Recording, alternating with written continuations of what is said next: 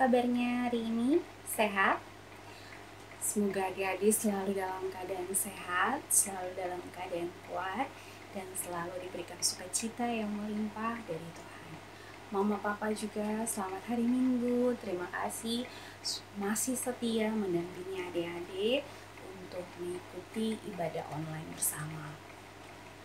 Hari ini hari Minggu berarti harinya Tuhan.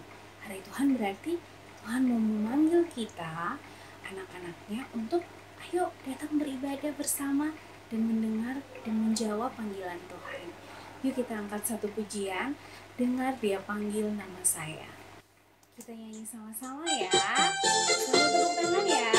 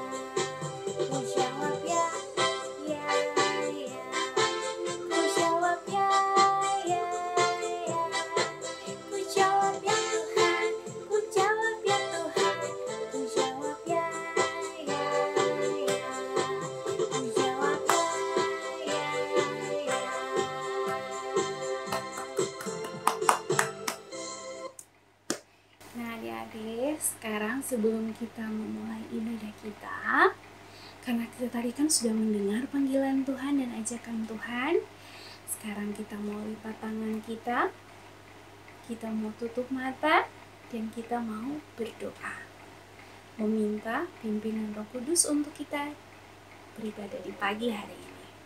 Mari kita berdoa. Tuhan yang Maha Baik, terima kasih untuk kasih, penyertaan, dan nafas kehidupan yang masih Tuhan berikan bagi kami. Tuhan, di pagi yang indah ini kami datang beribadah kepadamu Tuhan. Biarkanlah Tuhan mau memberkati kami, memberkati ibadah ini dari awal, pertengahan, hingga akhir, mau jadi di dalam nama Bapa, Anak, Putra, dan Roh Kudus. Terima kasih Tuhan Yesus, haleluya, amin. Ya adik-adik, sekarang sebelum kita mendengarkan firman Tuhan, kita mau nyanyi satu lagu lagi nih buat Tuhan Yesus. Kita mau nyanyi lagu Tanganku Kerja Buat Tuhan. Yuk kita nyanyi sama-sama ya. Tanganku kerja buat Tuhan, mulutku memuji namanya, kakiku berjalan cari jiwa, upahku besar di surga. Tanganku kerja buat Tuhan, mulutku memuji namanya, kakiku berjalan cari jiwa, upahku besar di surga. Ya adik-adik, sekarang kita mau mendengarkan cerita firman Tuhan. Adik-adik harus duduk yang tenang, duduk yang manis, supaya kita bisa fokus mendengarkan firman Tuhan. Adik-adik udah siap? Udah siap belum mendengarkan firman Tuhan? Nah, sekarang kita dengarkan firman Tuhan ya. Shalom, selamat pagi, selamat hari Minggu adik-adik. Kali ini kita akan mendengarkan cerita yang akan Kak Srinov bawakan, yaitu tentang nabi-nabi. Adik-adik udah pernah dengar belum kata nabi? Kakak yakin kalian pasti sudah pernah mendengar kata nabi. Nah adik-adik, nabi itu adalah orang yang diberi tugas untuk memberitakan firman Tuhan kepada orang banyak. Banyak adik-adik, banyak orang yang belum mengenal Tuhan dan belum tahu apa isi firman Tuhan itu. Nah adik-adik, maka dari itu Tuhan menunjuk beberapa orang untuk memberitakan firman-Nya kepada orang banyak. Nah adik-adik, kali ini kakak akan menceritakan seorang nabi yang ditunjuk Tuhan untuk memberitakan firman-Nya. Salah satu nabi yang ditunjuk Tuhan untuk memberitakan firman-Nya ialah Nabi Yesaya. Bisa ya dilihat di gambar yang kakak tunjukkan. Nah adik-adik, pada suatu hari Nabi Yesaya bermimpi. Kira-kira apa ya mimpinya? Ternyata adik-adik, Nabi Yesaya bermimpi bertemu Tuhan. Dia melihat Tuhan berada di tahta yang sangat tinggi. Dia juga melihat Tuhan memakai jubah yang sangat panjang, sampai-sampai bisa menutupi bait Allah. Wah, bagus sekali ya adik-adik mimpi Nabi Yesaya itu. Kira-kira apa lagi ya adik-adik yang bisa dilihat Nabi Yesaya di dalam mimpinya itu? Ternyata adik-adik, Nabi Yesaya juga melihat banyak sekali para malaikat yang berada di bait Allah. Dan setiap malaikat memiliki 6 sayap. 2 sayap untuk menutupi wajah, 2 sayap lagi untuk terbang, dan 2 sayap lagi dipakai untuk menutupi kaki. Kenapa ya adik-adik wajah dan kaki para malaikat harus ditutupi? Ternyata adik-adik, Tuhan itu sangat kudus.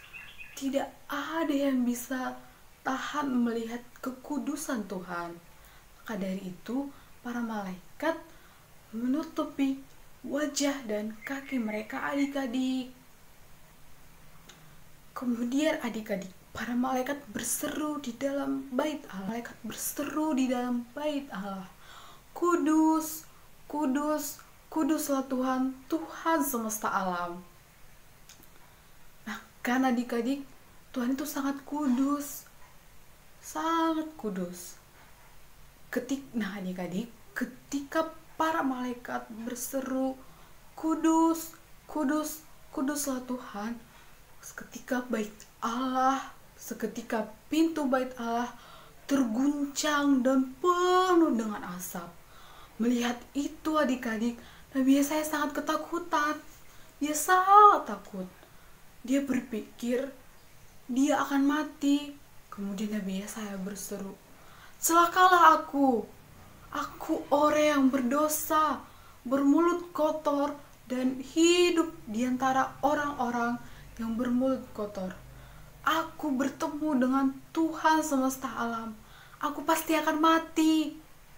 Tapi adik-adik, benar gak ya Nabi Yesaya akan mati? Setelah itu adik-adik, salah satu malaikat Tuhan terbang mendekati Nabi Yesaya, kemudian mengambil arang dan mendekatkannya ke bibir Nabi Yesaya. Kemudian malaikat itu berkata, "Lihat, arang ini telah menyentuh bibirmu, maka dosa-dosamu dan kesalahanmu telah diampuni." Ternyata adik-adik, Nabi Yesaya tidak mati, tetapi Tuhan mengampuni segala dosa-dosa Nabi Yesaya. Setelah mengampuni dosa-dosa Nabi Yesaya, Tuhan pun berseru, "Siapakah yang akan kuutus? Siapakah yang akan memberitakan firman-Ku?" Kemudian adik-adik, karena Nabi Yesaya merasa sangat bersyukur dosa-dosanya telah diampuni sama Tuhan, Kemudian Nabi Yesaya berseru, Tuhan, utuslah aku untuk memberitakan firman-Mu kepada orang-orang Israel. Nah adik-adik, Nabi Yesaya itu sangat bersyukur atas pengampunan yang Tuhan berikan kepada Nabi Yesaya. Untuk itu, Nabi Yesaya bersedia untuk dipakai Tuhan memberitakan firman-Nya kepada orang-orang Israel. Nah adik-adik, kakak yakin adik-adik semua yang ada di rumah pasti ingin menjadi pelayan Tuhan dengan hati yang tulus, dengan niat yang sungguh. Nah adik-adik, menjadi pelayan Tuhan tidak melulu loh harus dengan pekerjaan-pekerjaan yang besar. Kita bisa mulai dari hal-hal kecil yang ada di sekitar kita. Contohnya, mulut yang kita pakai ini untuk bertutur kata yang baik, tidak bercakap kotor atau kasar, dan tidak melawan orang tua. Yang lainnya ialah ketika kita ada di rumah, kan lagi masa pandemi ini, kita pasti lebih banyak di rumah bersama orang tua kita dan keluarga kita. Kita bisa membantu orang tua kita, cici, kakak kita dengan pekerjaan-pekerjaan yang bisa kita lakukan. Mengerjakan PR dari sekolah, tidak bermalas-malasan adalah contoh hal sederhana yang bisa kita lakukan untuk melayani Tuhan. Dan jangan lupa selalu baca firman dan doa tiap malam. Baik adik-adik, sekian cerita dari kakak. Untuk penutup kita hari ini, kakak akan pimpin doa penutup. Yuk kita berdoa. Bagaimana sikap berdoa yang kita pelajari? Lipat tangan, tutup mata, dan tunduk kepala. Yuk adik-adik kita berdoa. Terima kasih Tuhan Yesus buat segala berkat yang melimpah yang Tuhan berikan kepada kami hingga pada saat ini ya Bapa. Tuhan selalu sertai kami dalam keadaan apapun ya Tuhan. Bapa, kami telah selesai menjalankan ibadah pagi, ibadah sekolah minggu kami. Kiranya ya Tuhan, firman-Mu yang telah kami dengarkan dapat menjadi teladan di dalam hidup kami ya Tuhan Yesus. Tuhan, kami memohon berkat-Mu kiranya ya Bapa, lindungilah kami, berkatilah kami supaya kami senantiasa dalam keadaan sehat walafiat di masa-masa pandemi ini ya Tuhan. Kuatkan kami ya Tuhan untuk menjalani setiap langkah kehidupan kami di luar sana ya Bapa, dalam menghadapi hal-hal baru yang akan kami jalani ke depannya. Tuhan, ampunkan kami ya Bapa akan segala dosa dan pelanggaran yang telah kami perbuat ya Tuhan Yesus. Di dalam nama anak-Mu Tuhan Yesus Kristus kami berdoa dan mengucap syukur. Amin. Baik adik-adik, sampai jumpa di sekolah minggu berikutnya. Bye-bye.